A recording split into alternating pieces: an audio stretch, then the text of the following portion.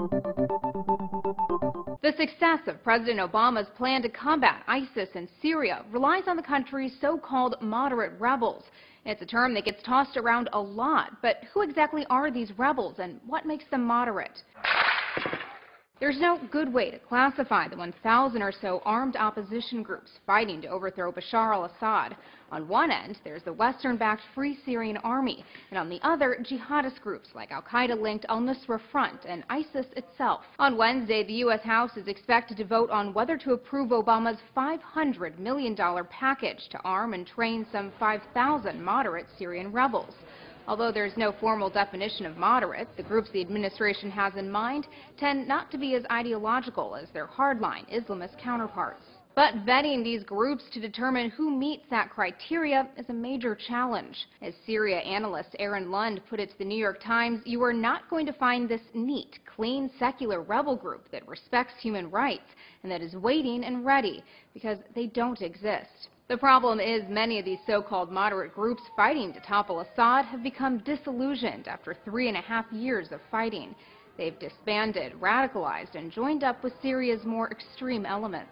Experts have even questioned whether the Free Syrian Army, the group the U.S. has put the most faith in, can be counted on.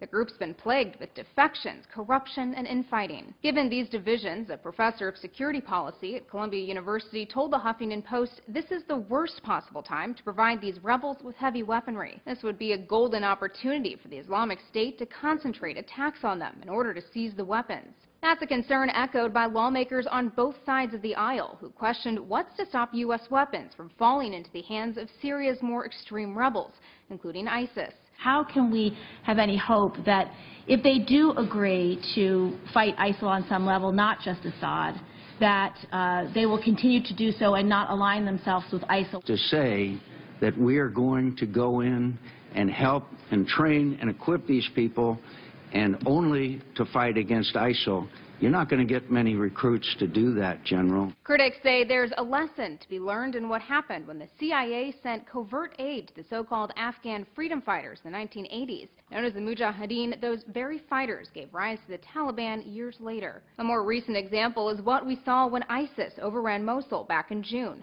The Iraqi soldiers fled, and the militants scooped up their American-provided weapons. For its part, the administration says it will work with the intelligence community to closely monitor the rebels and make sure any of the aid doesn't fall into the wrong hands. For Newsy, I'm Elizabeth Hagedorn, multiple sources, a broader view.